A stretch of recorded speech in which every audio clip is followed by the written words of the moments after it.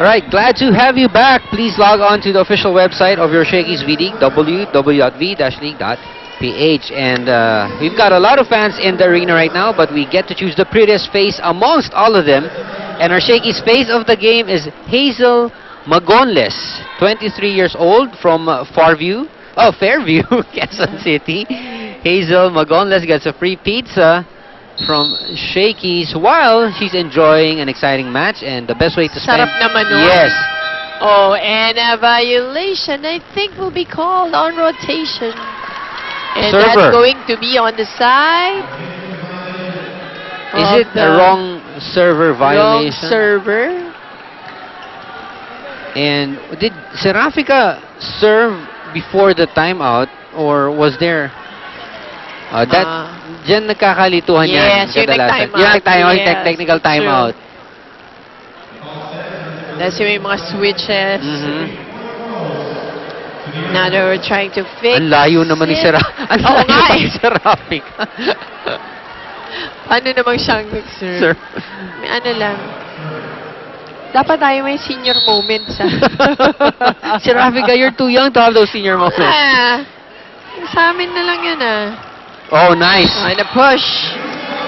Bautista from the middle. And at this point, the Philippine Navy just attacking really well. Mhm. It's their 12th attack point. Nice. And that goes in. And the Navy really, showing their class even at the service area.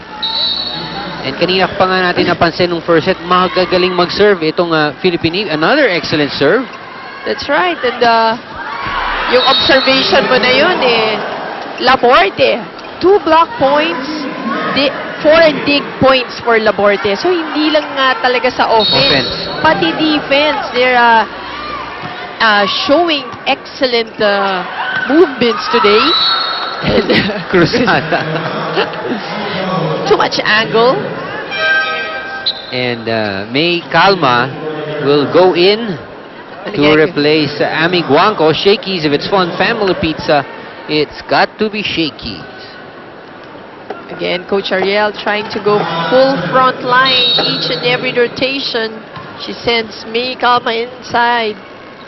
Again, our first referee, Mong Reforzado, assisted by our second referee, Adrian Tabanyag. See, as you just saw, Semana turned into a spiker.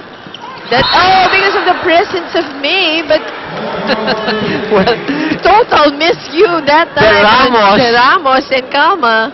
was approaching for her quick, even though she didn't see the ball, was like just on top of her, and that's why May Calma had no choice but to bump into her.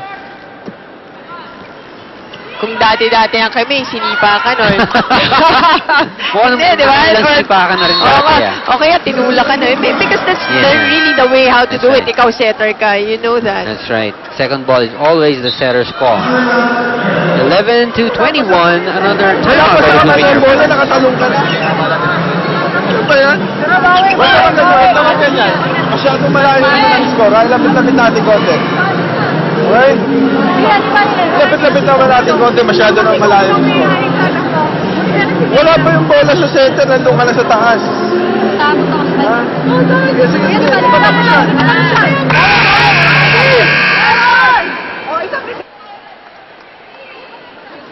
21-11, a 10-point lead for the Philippine Navy. Lady Sailors or Women Sailors. Lady Sailors. And sabi ni Coach Ariel de la Cruz, it's still a long way to go, and like what we mentioned, yung previous error, yun yung sinasabi niya, dapat antay mo muna yung bola sa kamay ng setter. And eyes always on the ball. Kasi wala naman malalaman yun eh. If you take your eyes off the ball, yan ay yung mga buguan, yung mga miscommunication. Nice attack from Aiza Maizo. Semana on the dump, but Calma, just another very good setter, reads that well. Sustained process against De La Rosa. Ang katandem niya dun si May Calme. Medyo napatingin siya. Sino nga? Ay, mas maliit dun pinadaan. Zane with the serve. Well, you know, Roses not only in offense and even on the serve. You know, she has already 4 dig points Uh-huh. plus 3 receptions. Very Wow. excellent receptions so Nice. far. Nice. Even Resho has 6 and 6, 6 digs and 6 receptions. So, sila ng libero on the defense. Serafika setting up Cruzada. Nice defense by Oh, Vivas, but there's a net on De La Rosa. And that gives the Philippine Navy set point. Huge 12-point lead. The Navy in control all the way here in set number 2. excellent reception. Results to an excellent attack by De La Rosa. De La Rosa with the push. Getting the point. Well, so far, the Lady Sailors, 5 excellent serves. 3 coming from Rosas. Wow, and another good block. This time a triple block. Maizo De La Rosa and Semana. Susan comes in for Cruzada. Fresh legs for the Philippine Navy in the front line. Suson in the middle. They give it to Suson. Right away. Oh, and Aiza. Navy taking that. Wow, turn around from Mikmik. Let's see if this is in. This is good. Serafika again.